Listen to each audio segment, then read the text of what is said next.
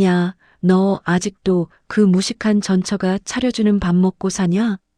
잘 나가는 IT 자산운용사 대표 강태호는 친구들과 술잔을 기울이며 이렇게 비웃었습니다. 15년을 뒷바라지한 아내를 빚어넘는 여자라며 빈손으로 내쫓고 모델 같은 애인과 호의호식하던 남자. 그랬던 그가 3년 후 연남동의 어느 유명 레스토랑 주방에서 앞치마를 두른 채 접시를 닦고 있습니다.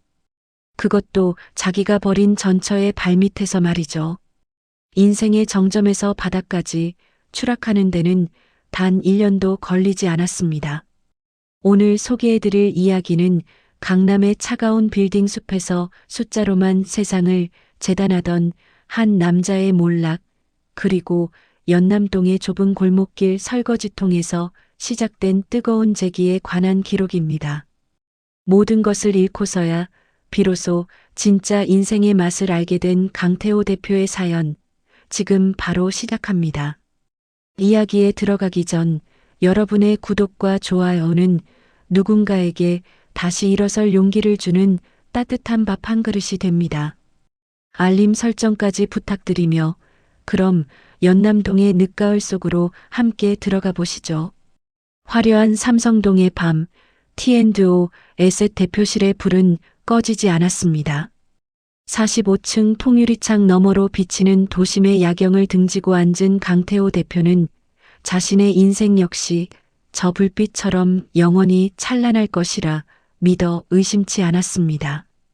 서울 강남구 삼성동, 도심이 한눈에 내려다 보이는 초고층 빌딩 최상층에 위치한 T&O 에셋의 대표실. 강태호 대표는 차가운 금속 광택이 도는 책상에 앉아 모니터를 가득 채운 주가 지수 그래프를 응시하고 있었습니다. 48이라는 나이가 믿기지 않을 정도로 탄탄한 체격과 날카로운 눈빛을 가진 그는 업계에서 피도 눈물도 없는 사냥개라 불리는 냉철한 자산운용가였습니다. 오빠, 이번 주말에 파리로 쇼핑하러 가는 거 잊지 않았지? 내 생일 선물 기대해도 되는 거지? 태호 씨의 옆에는 모델 출신의 젊고 화려한 애인 유진 씨가 명품 백을 흔들며 애교 섞인 목소리로 속삭였습니다. 태호 씨는 입가에 가벼운 미소를 띠며 유진 씨의 손을 잡았습니다. 그녀는 태호 씨가 가진 부와 권력을 상징하는 화려한 액세서리 같은 존재였습니다. 걱정 마. 내가 원하는 건 뭐든 손에 넣게 해줄 테니까. 유진 씨를 배웅한 뒤 태호 씨는 홀로 위스키 잔을 흔들며 창밖의 화려한 야경을 바라보았습니다. 문득 3년 전 자신의 인생에서 깨끗이 치워버린 전처 서윤 씨의 얼굴이 떠올랐습니다. 15년간 함께했던 서윤 씨는 그에게 지겨운 정체 그 자체였습니다. 늘면 티셔츠에 수수한 차림으로 돈보다 건강이 중요하다, 사람이 정직해야 한다는 식의 고리타분한 소리만 늘어놓던 여자였죠. 태호 씨가 억대 연봉을 거쳐 지금의 운용사 대표가 되기까지 그녀는 한 발자국도 성장하지 못한 채 안방에만 머물러 있는 것처럼 보였습니다. 무식하고 비전 없는 여자. 내 성공의 무게를 감당할 수 없는 그릇이었지. 태호 씨는 이혼 당시 복잡한 법적 기술을 동원해 서윤 씨에게 최소한의 위자료만을 던져준 채 그녀를 내쫓았습니다. 당시 빈손으로 쫓겨나며 망연자실했던 서윤 씨의 표정은 태호 씨에게 있어 하나의 승전보와도 같았습니다. 그는 자신이 능력이 없으면 버려지는 냉혹한 시장의 논리를 가장 가까운 사람에게까지 증명했다는 사실에 오만한 만족감을 느꼈습니다. 그는 진심으로 믿었습니다. 서윤 씨 같은 여자는 자신이 없으면 당장 길거리에 나앉아 굶어 죽거나 어디 이름 모를 식당에서 허드렛 일이나 하며 비참하게 생명을 연명하고 있을 것이라고 말입니다. 그리고 그것이 마땅한 정의라고 생각했습니다. 강 대표님, 대학 동창인 박 대표가 밖에서 기다리고 계십니다. 비서의 인터폰 너머 들려온 소리에 태호 씨는 상념에서 깨어났습니다.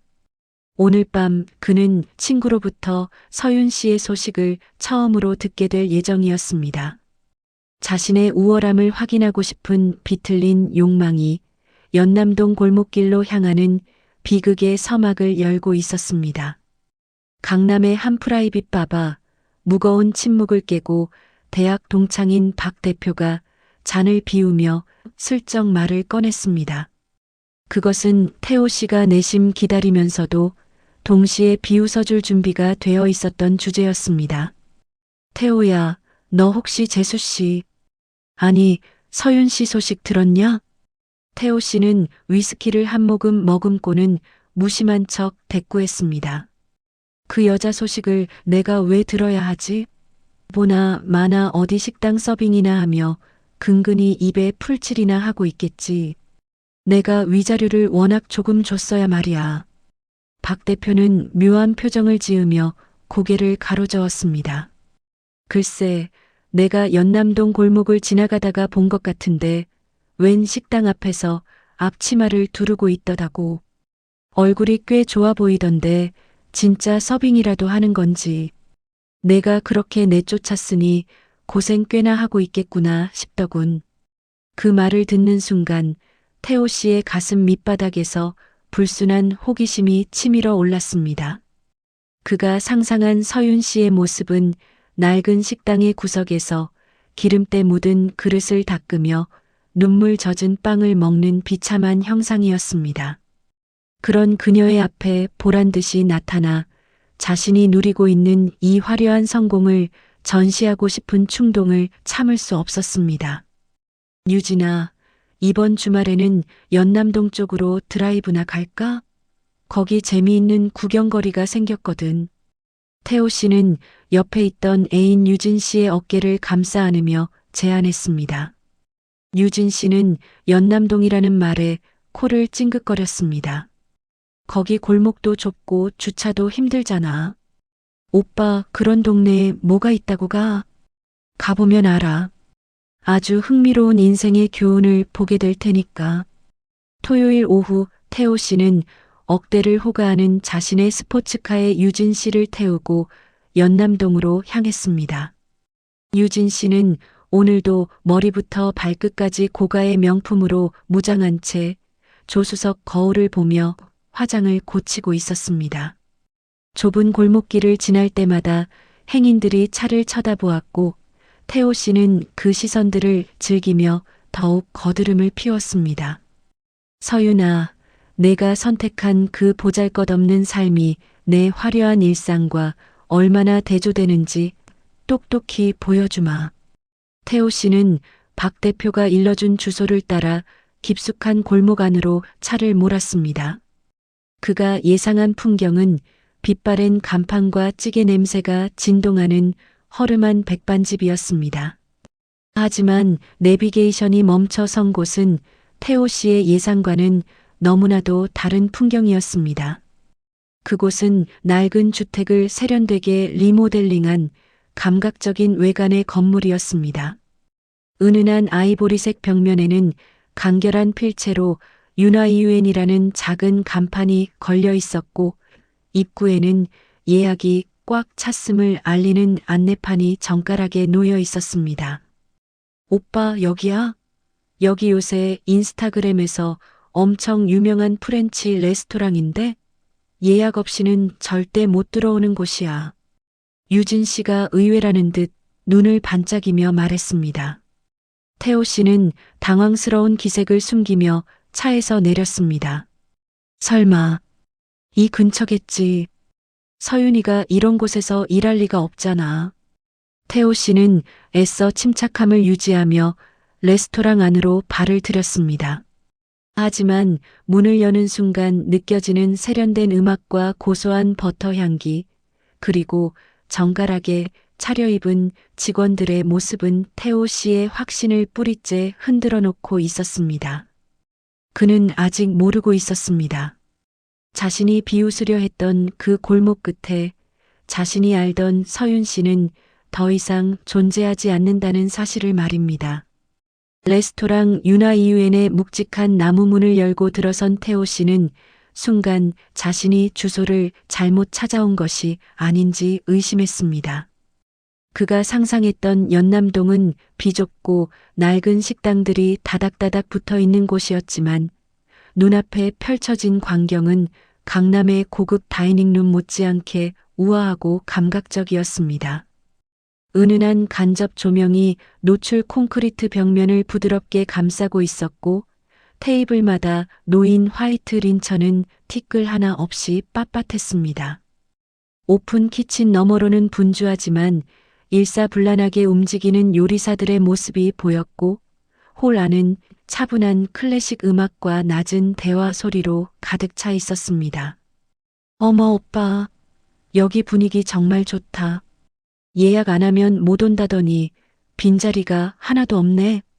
유진 씨는 금세 기분이 좋아진 듯 스마트폰을 꺼내 연신 매장 내부를 촬영하기 시작했습니다. 하지만 태호 씨의 기분은 묘하게 뒤틀리고 있었습니다. 이 세련된 공간 어딘가에서 전처 서윤 씨가 고개를 숙이고 접시를 나르거나 구석에서 바닥을 닦고 있어야만 자신의 각본이 완성될 수 있었기 때문입니다. 저기 예약하셨나요? 단정한 유니폼을 입은 젊은 직원이 다가와 물었습니다. 태호 씨는 거드름을 피우며 자신의 고가 시계를 힐끗 보았습니다. 예약은 안 했지만 여기 주인이 내 지인이라서 말이야.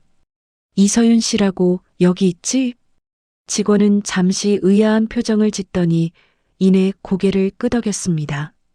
아, 저희 셰프님을 찾아오셨군요. 잠시만 기다려 주십시오. 셰프? 태호 씨는 귀를 의심했습니다. 그저 주방 보조나 서빙 정도로 생각했던 서윤 씨의 직함이 셰프라는 사실에 불쾌한 소름이 돋았습니다.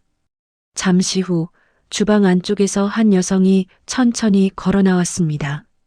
하얀 조리복 상의를 입고 머리를 단정하게 묶은 모습. 태호 씨는 그 자리에 얼어붙고 말았습니다. 3년 전 무채색의 낡은 옷을 입고 눈물로 얼굴이 범벅된 채 쫓겨나던 그 서윤 씨가 아니었습니다. 그녀의 피부는 오히려 예전보다 생기가 돌았고 눈빛은 깊고 단단했습니다. 많은 사람을 지휘하는 리더 특유의 당당한 아우라가 그녀의 전신에서 뿜어져 나오고 있었습니다. 서윤 씨는 태호 씨를 발견하고도 놀라거나 당황하지 않았습니다. 마치 비를 피하러 들어온 낯선 행인을 대하듯 아주 평온하고 예의 바른 미소를 지어 보였습니다. 오랜만이네요, 강 대표님. 이곳까지는 웬일이신가요? 서윤 씨의 목소리는 낮고 차분했습니다. 강 대표님이라는 호칭은 두 사람 사이에 이미 넘을 수 없는 거대한 강이 흐르고 있음을 선언하는 것처럼 들렸습니다. 옆에서 상황을 지켜보던 유진 씨가 당황한 듯 태호 씨의 팔을 꽉 잡았습니다. 오빠, 저분이 그 언니야? 아니, 셰프라고? 유진 씨의 목소리가 떨렸습니다. 자신이 명품으로 온몸을 치장하며 우월감을 뽐내려 했던 상대가 정작 자신은 감히 명함도 못 내밀 전문적인 영역에서 독보적인 성취를 이루고 있었기 때문입니다. 서윤아, 내가 진짜 이 가게 주인이야?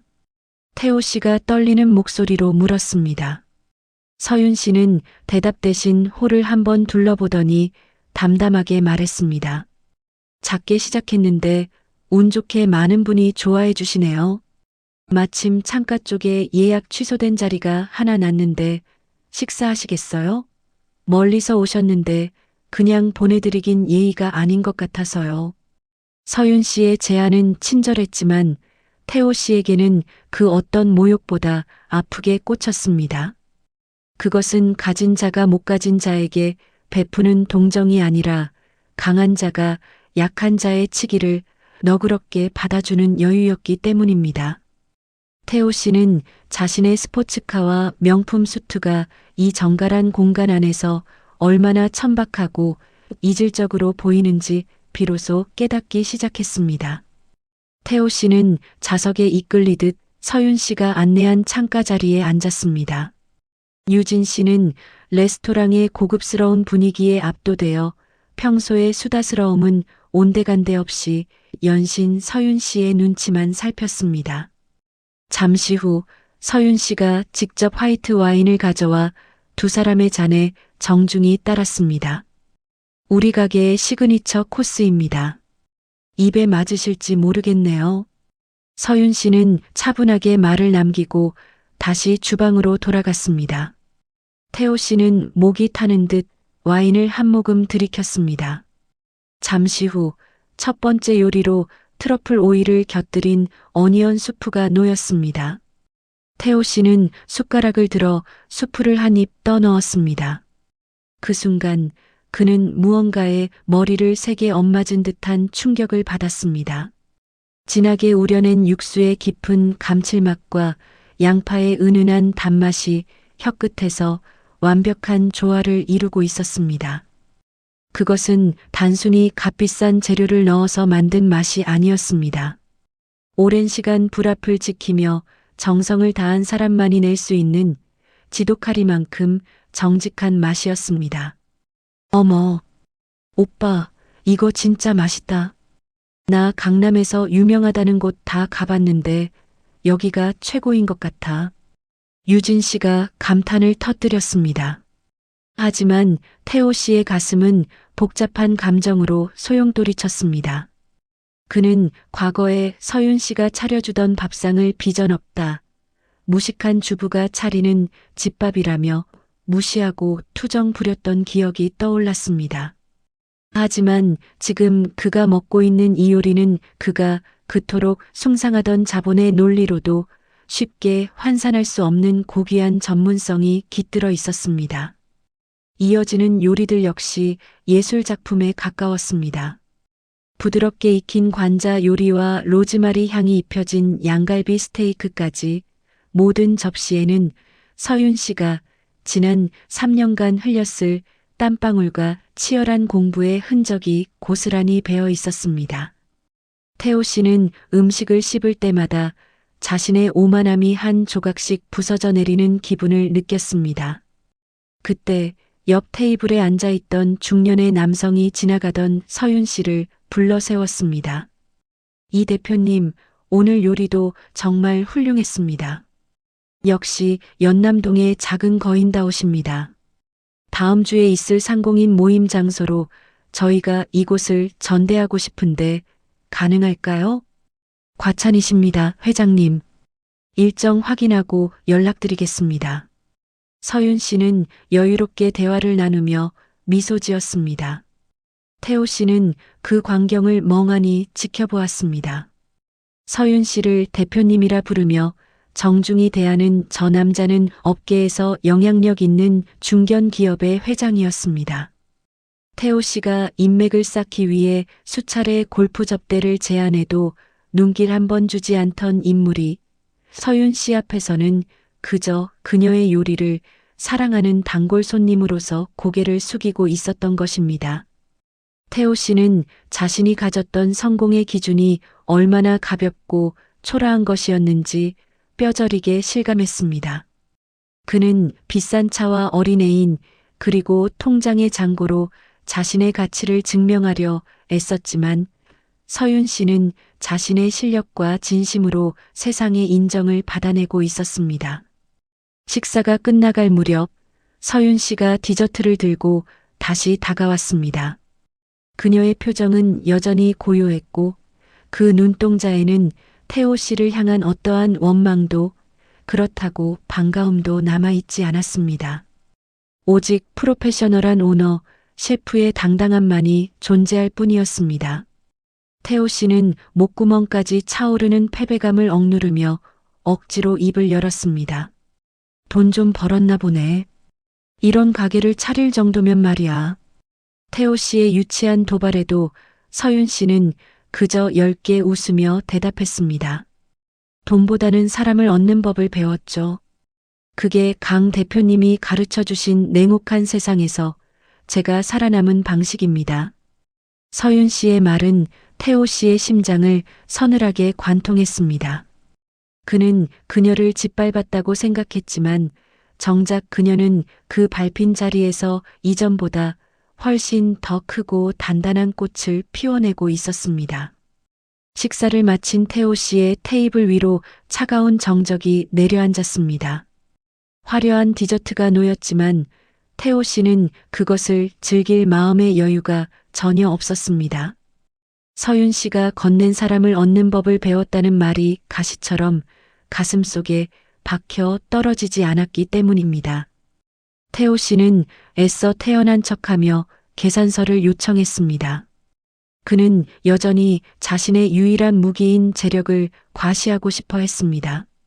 지갑에서 가장 한도가 높은 검은색 법인카드를 꺼내 직원에게 내밀었죠.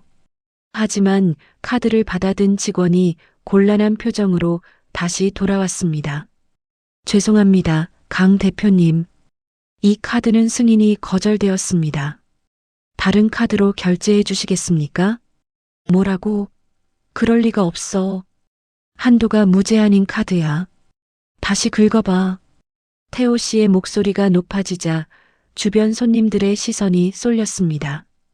유진 씨는 창피한 듯 고개를 숙였고 태호 씨의 얼굴은 수치심으로 붉게 달아올랐습니다.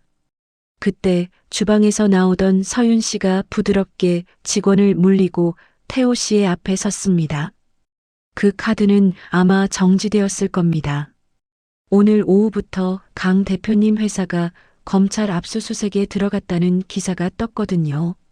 태호 씨는 벼락이라도 맞은 듯 굳어버렸습니다. 무슨 소리야? 압수수색이라니? 내가 그걸 어떻게 알아? 서윤 씨는 침착하게 자신의 스마트폰 화면을 보여주었습니다. 경제지 메인 기사에는 태호 씨가 운영하는 T&O 에셋의 로고와 함께 해외 우회 투자 및 횡령 혐의 포착, 검찰 정격 압수수색이라는 머리 기사가 선명하게 박혀 있었습니다. 제 가게에는 금융계 인사들이나 법조계 분들도 많이 오십니다. 강 대표님이 무리하게 진행하시던 그 투자건, 이미 업계에서는 시한폭탄으로 불리고 있었어요. 제가 무식해서 모를 줄 아셨겠지만 여기는 강남보다 정보가 더 빠르고 정확한 곳입니다. 서윤 씨의 눈동자는 서늘할 정도로 냉정했습니다. 태호 씨는 손을 떨며 휴대폰을 확인하려 했지만 이미 회사 본부장들로부터 수십 통의 부재중 전화가 와 있었습니다. 강 대표님, 제가 마지막으로 한마디만 하죠. 당신은 숫자는 잘 다룰지 몰라도 사람은 볼 줄 모릅니다. 당신 옆에 있는 그 사람도, 당신이 관리하던 그 돈도, 당신이 힘을 잃는 순간 가장 먼저 당신을 찌르는 칼이 될 겁니다. 서윤 씨는 태호 씨가 내밀었던 법인카드를 손끝으로 툭 밀어 돌려주었습니다. 오늘 식사비는 받지 않겠습니다. 나중에 정말 밥 한 끼가 간절해질 때 그때 갚으세요. 지금은 가서 당신이 무너뜨린 성벽이나 챙기시죠.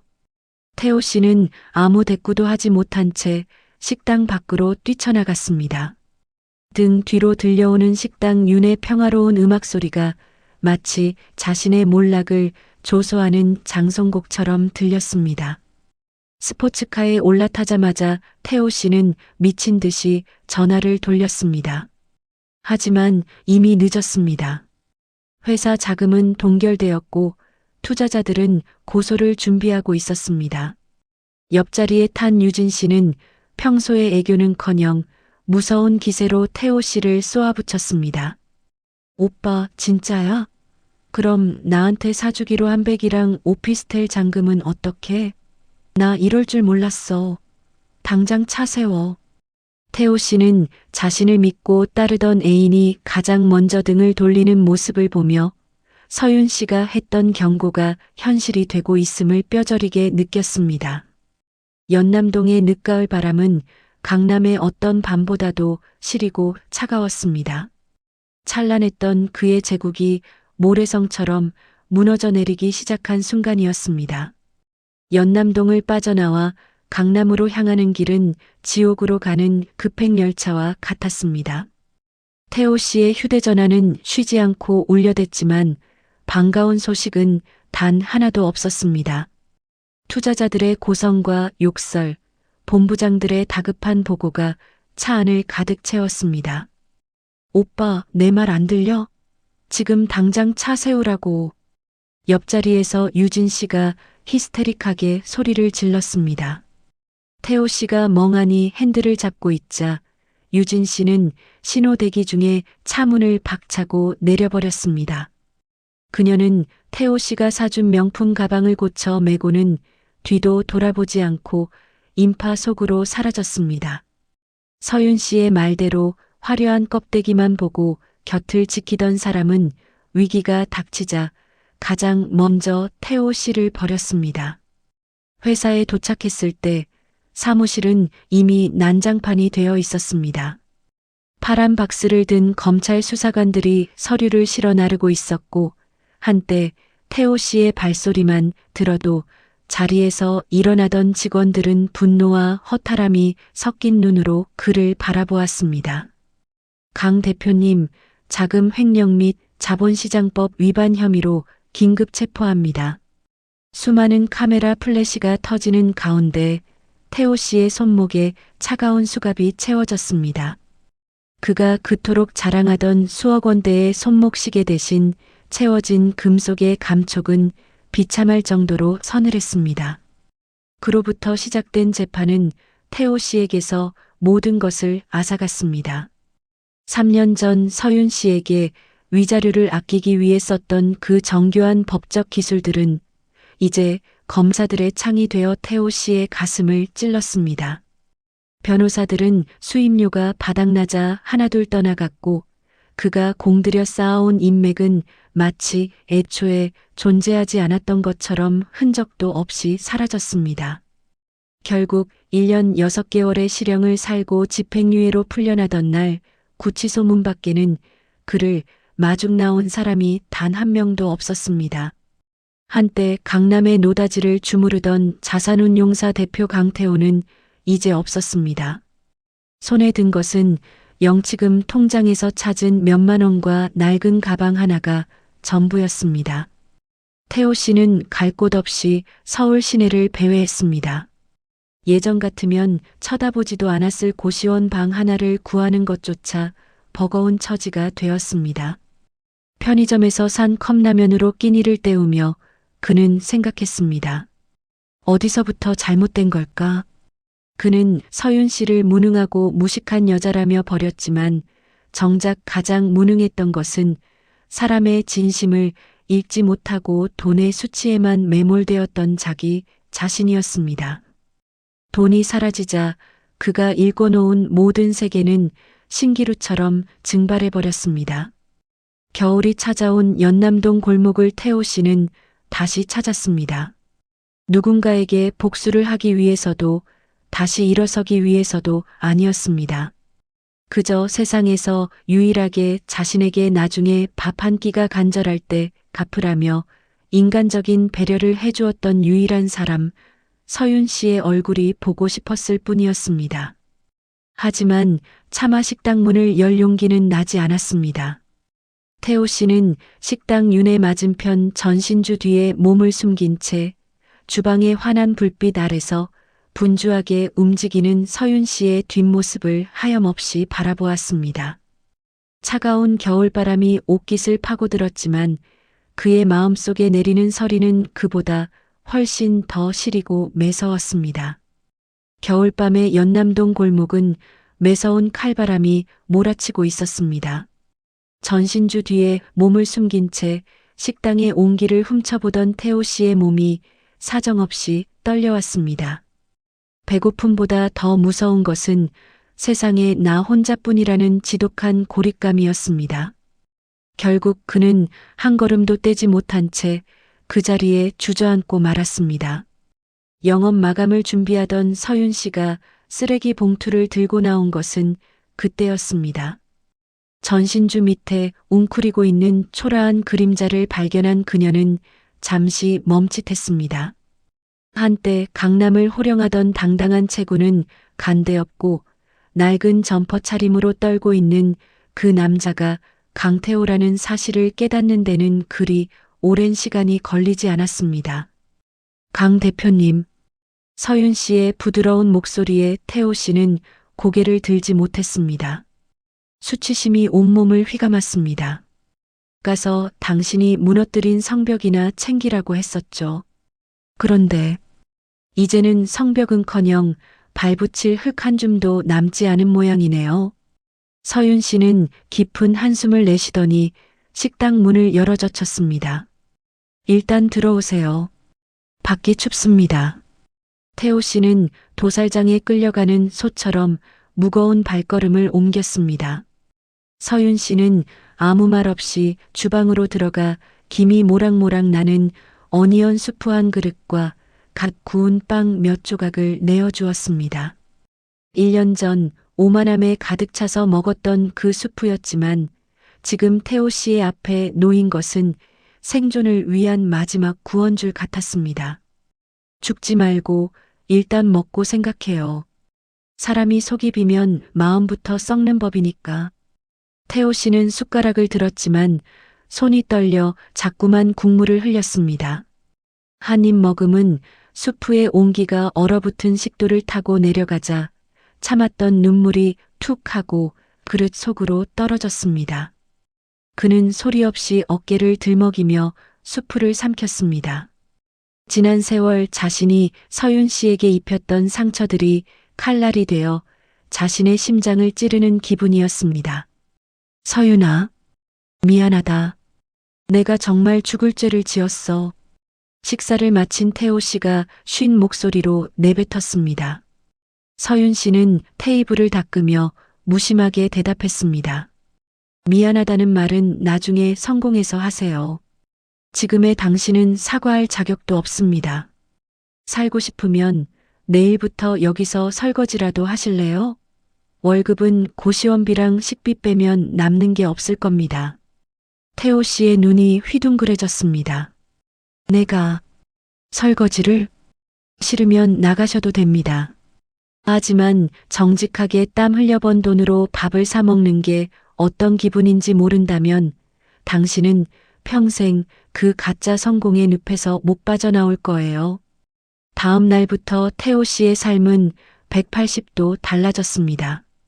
새벽 6시 남들이 잠든 시간에 출근해 주방 바닥을 닦고 산더미처럼 쌓인 접시를 닦는 것이 그의 일과가 되었습니다. 수억 원의 자금을 굴리던 손은 독한 세제에 불어터졌고 수트 대신 물기 젖은 앞치마가 그의 유니폼이 되었습니다. 가장 견디기 힘든 것은 사람들의 시선이었습니다. 간혹 연남동을 찾은 옛 부하 직원이나 업계 관계자들이 태호 씨를 알아보고 수군거릴 때면 그는 쥐구멍에라도 숨고 싶었습니다. 야, 저기 설거지하는 사람 강태호 대표 아니야? 세상에 진짜 몰락했네. 비웃음 섞인 소리가 주방 너머로 들려올 때마다 태호 씨의 주먹이 떨렸습니다. 하지만 그때마다 서윤 씨는 차가운 목소리로 그를 다잡았습니다. 강태호 씨, 접시 닦는데 집중하세요. 남의 눈치 볼 여유가 있는 걸 보니 아직 배가 덜 고픈 모양이네요. 태호 씨는 입술을 꽉 깨물고 다시 수세미를 잡았습니다. 그렇게 한 달, 두 달이 지나자 신기한 일이 벌어졌습니다. 화려한 지위와 돈이라는 껍데기를 내려놓자 비로소 접시의 깨끗함과 음식의 향기, 그리고 손님들의 만족스러운 웃음소리가 보이기 시작했습니다. 그는 이제 설거지통 앞에서 인생의 가장 밑바닥을 정직하게 마주하고 있었습니다. 굳은 살이 박여가는 그의 손은 역설적이게도 그가 평생 가졌던 그 어떤 명품 시계보다 더 가치 있는 훈장이 되어가고 있었습니다. 설거지통 앞에서 보낸 넉 달의 시간은 태호 씨의 몸과 마음을 송두리째 바꿔놓았습니다. 굽어있던 등은 정직한 노동으로 펴졌고 날카롭기만 했던 눈매에는 깊은 고요함이 깃들었습니다. 어느덧 주방의 흐름을 파악하게 된 태호 씨는 이제 설거지뿐만 아니라 식재료를 다듬고 주방의 위생을 관리하는 일에도 능숙해졌습니다. 그러던 어느 날 마감을 앞둔 늦은 밤이었습니다. 서윤 씨는 소스 냄비 앞에 서서 고민에 빠져 있는 태호 씨를 발견했습니다. 그는 서윤 씨가 가르쳐준 방식대로 육수를 거르고 있었지만 무언가 만족스럽지 않은 듯 고개를 가웃거리고 있었죠. 강태호 씨, 이제 칼을 잡아보시겠어요? 서윤 씨의 갑작스러운 제안에 태호 씨는 당황한 듯 손을 내저었습니다. 내가 어떻게... 서윤아, 난 평생 돈 계산이나 하던 사람이야. 칼은커녕 주방 근처에도 안 가봤던 거 너도 알잖아. 요리는 숫자가 아니라 감각입니다. 당신 자산운용사 대표 시절에 시장의 흐름을 읽는 감각 하나는 탁월했잖아요. 그 예민함을 이제 이 냄비 안에 쏟아보세요.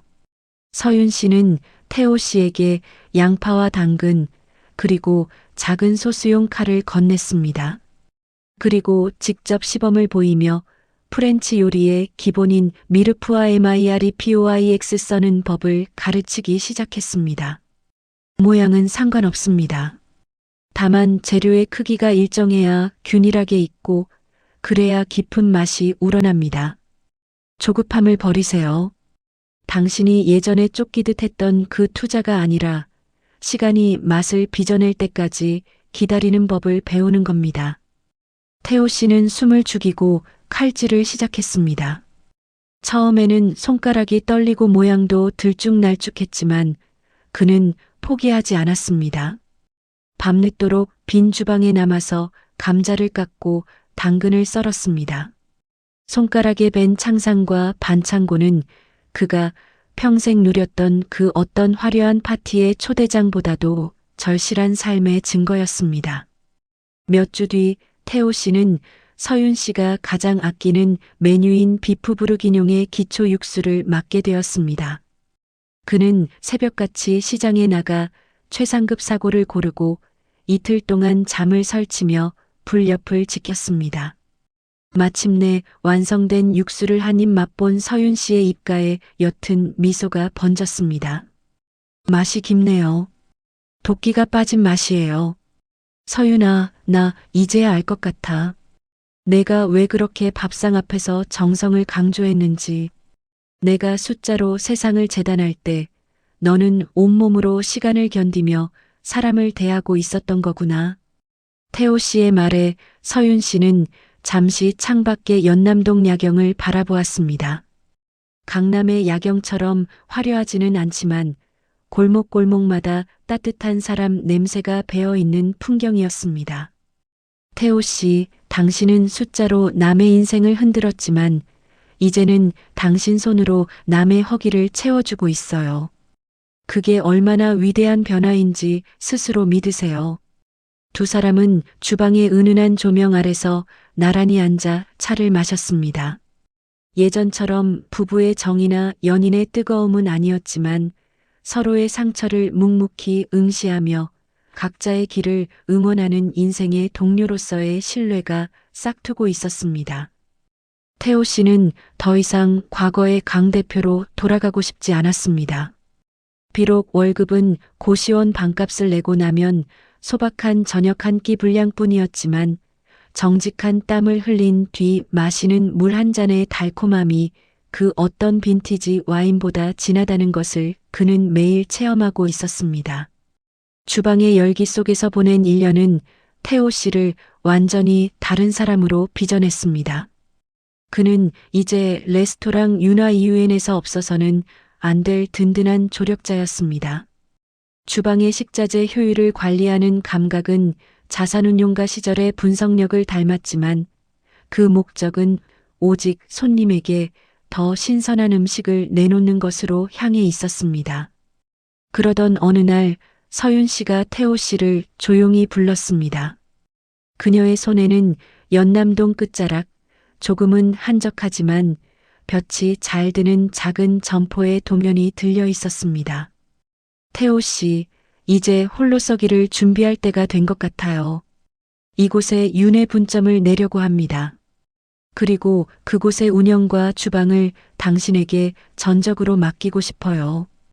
태호 씨는 가슴이 철렁 내려앉았습니다.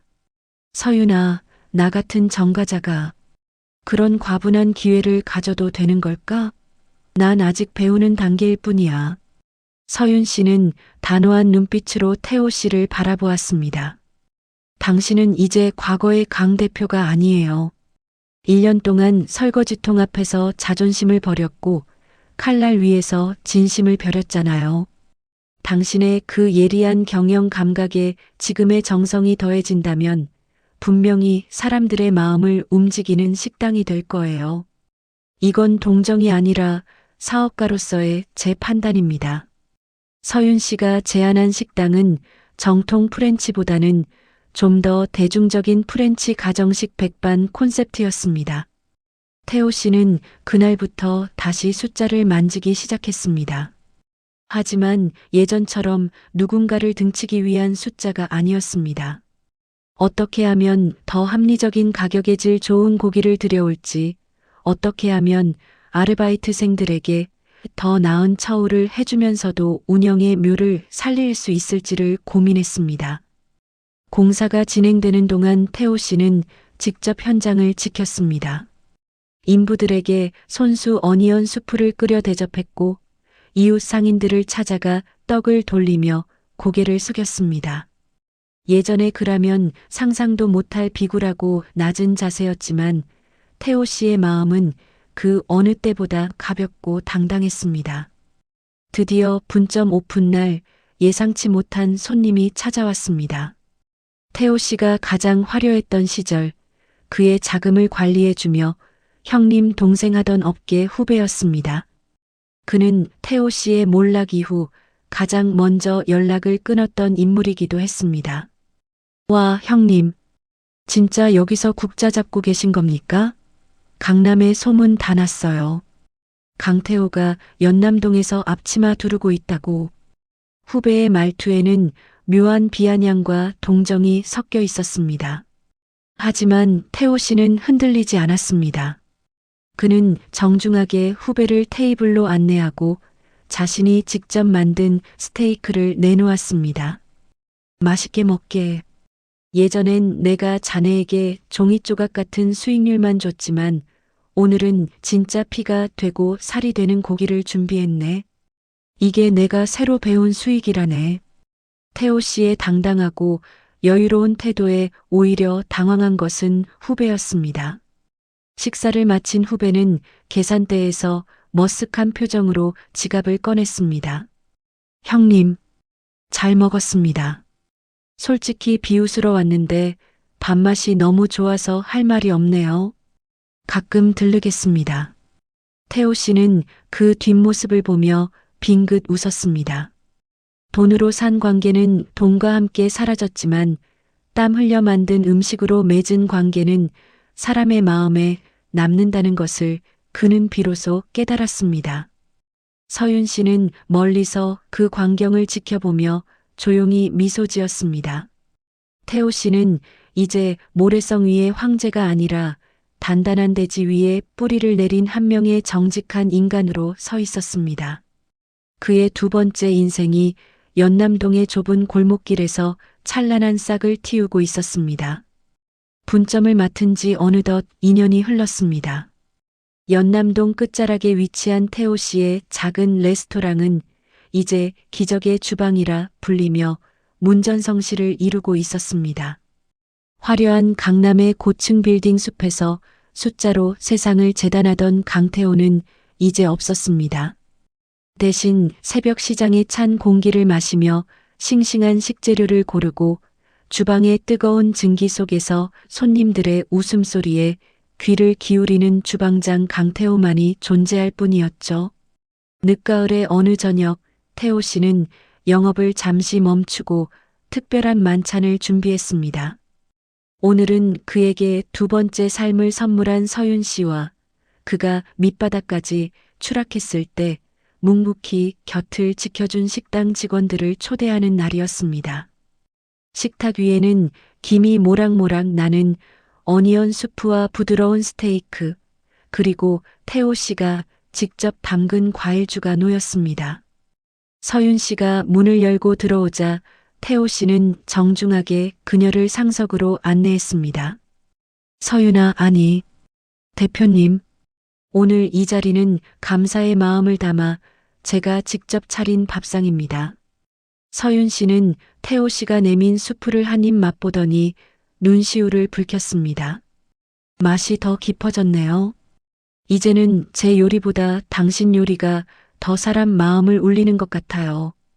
태호 씨는 서윤 씨의 잔에 술을 따르며 나지막하게 독백하듯 말을 이었습니다. 예전에 나는 45층 펜트하우스에서 세상을 내려다보며 내가 제일 높은 곳에 있다고 믿었어. 하지만 그건 환상이었지. 모든 것을 잃고 이 골목길 바닥에 주저앉았을 때야 비로소 보였어. 사람의 온기가 얼마나 뜨거운지, 정직하게 흘린 땀이 얼마나 달콤한지 말이야. 그는 잠시 말을 멈추고 자신의 거칠어진 손마디를 내려다보았습니다.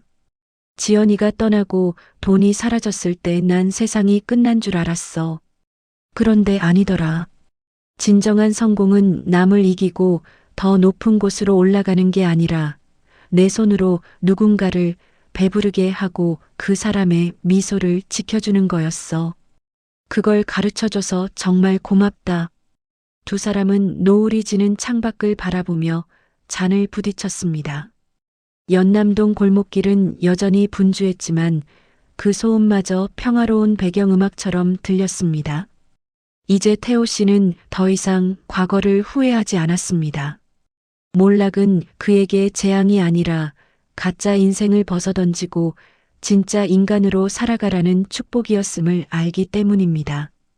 만찬이 끝나갈 무렵 태호 씨는 서윤 씨에게 작은 봉투 하나를 내밀었습니다. 그동안 꼬박꼬박 모은 분점의 수익금과 함께 그가 직접 쓴 편지가 들어 있었습니다. 이건 내가 준 기회에 대한 이자야. 그리고 앞으로 우리가 함께 만들어갈 따뜻한 밥상 프로젝트의 첫 투자금이고, 우리 돈이 없어서 끼니를 거르는 아이들에게 매주 토요일마다 무료로 수프를 대접해보는 게 어떨까? 서윤 씨는 태호 씨의 손을 꼭 맞잡았습니다. 3년 전 차갑게 등을 돌렸던 부부는 이제 인생의 가장 단단한 파트너가 되어 있었습니다. 연남동의 밤이 깊어갑니다. 강남의 화려한 네온 사인은 멀리서 가물거리지만 태호 씨의 작은 식당 창문에서 새어나오는 노란 불빛은 그 어느 때보다 밝고 따뜻하게 골목을 비추고 있었습니다. 차가운 성공보다 따뜻한 수프 한 그릇의 가치를 깨달은 남자 강태호의 진짜 인생은 이제 막 시작되고 있었습니다. 시청자 여러분, 주인공 태호의 이야기는 결국 우리에게 묻습니다. 우리가 가진 명예나 돈이 과연 진짜 나의 힘이었는지 아니면 누군가의 희생 위에 쌓아 올린 모래성이었는지를 말입니다. 모든 것을 잃고서야 비로소 가장 소중한 것을 보게 된 태호의 변화가 여러분의 마음에도 작은 울림이 되었기를 바랍니다. 인생의 겨울이 찾아왔다고 절망하지 마세요. 그 겨울 끝에 정직하게 흘린 땀방울은 반드시 따뜻한 봄날의 수프처럼 여러분의 영혼을 채워줄 것입니다. 시청해 주셔서 진심으로 감사합니다.